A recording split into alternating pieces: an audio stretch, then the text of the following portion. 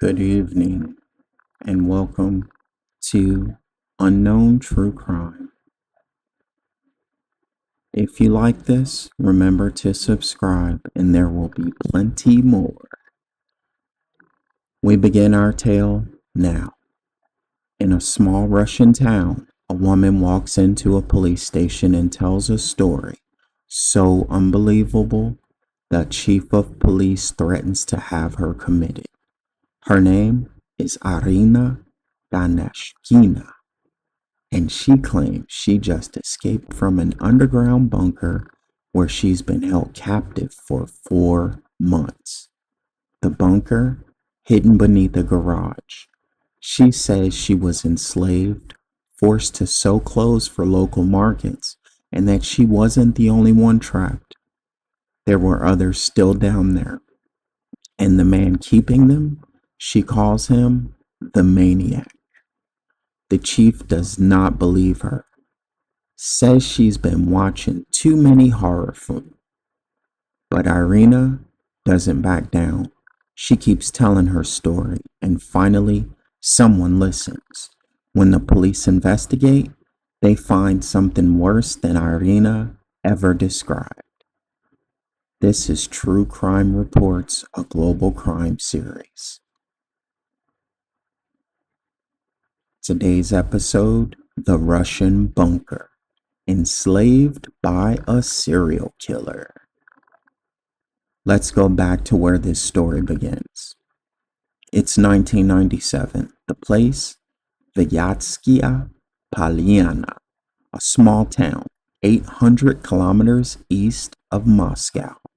A quiet place, home to about 40,000 people struggling with poverty after the fall of the Soviet Union.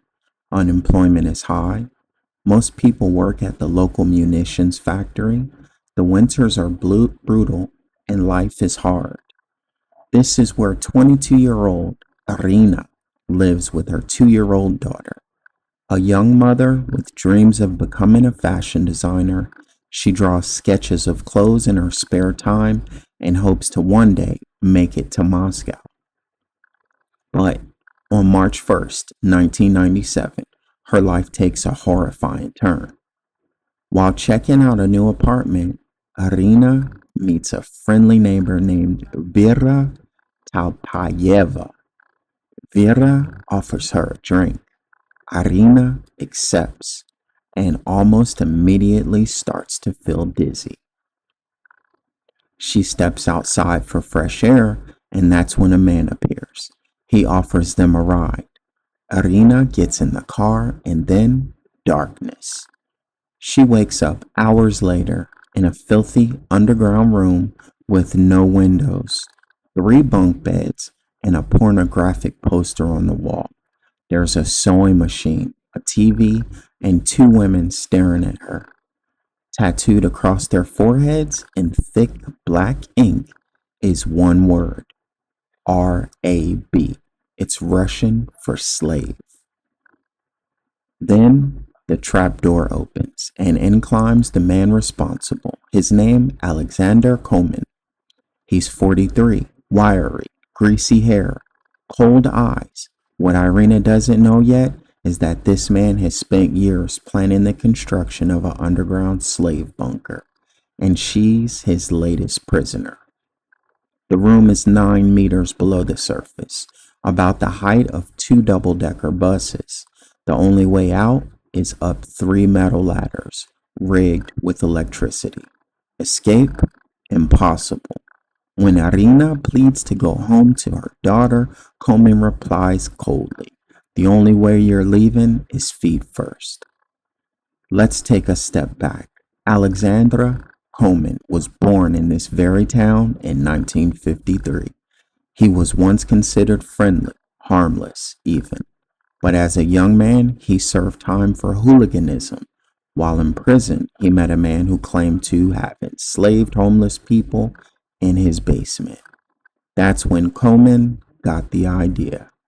When he got out, he worked odd jobs, then began building his dream, an underground city filled with slaves to do his bidding.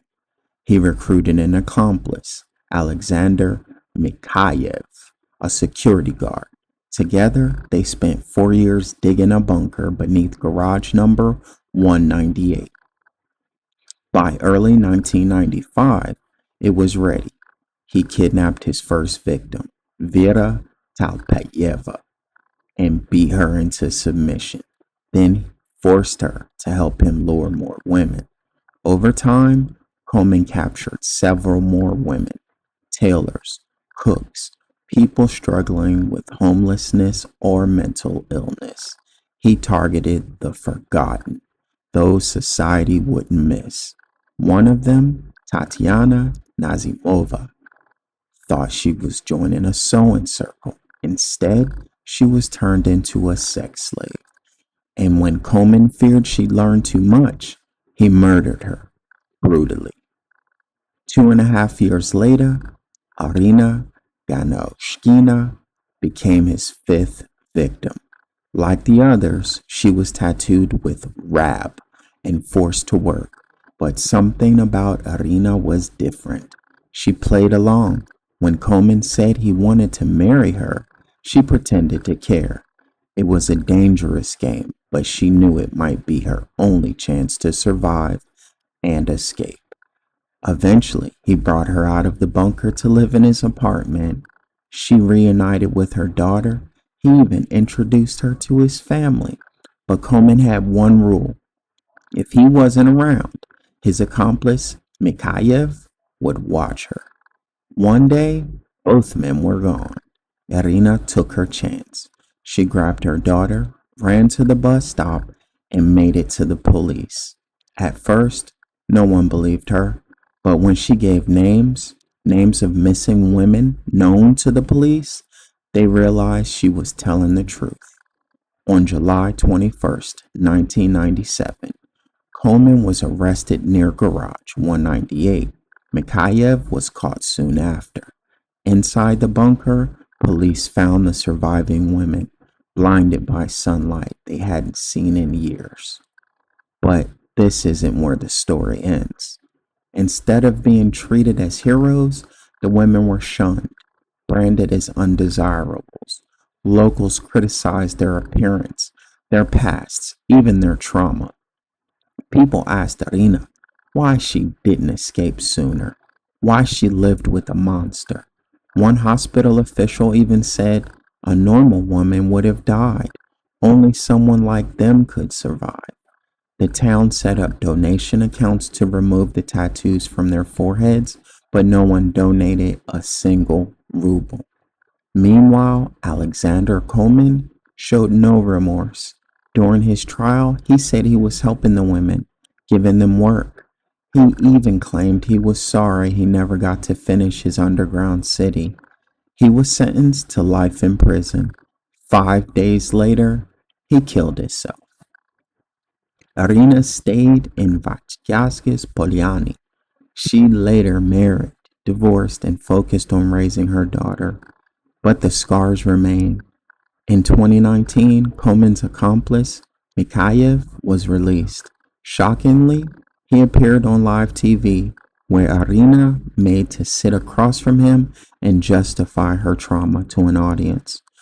The world wanted the shocking story, the headline, but few wanted to understand the pain, the injustice, the lifelong cost of surviving a monster.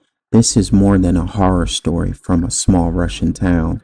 It's a reminder of how society often fails survivors and how real justice is more than a prison sentence. You've been listening to True Crime Reports. If this story moved you, please like, comment, and share, and subscribe for more untold stories from around the world. Until next time, stay safe, stay curious.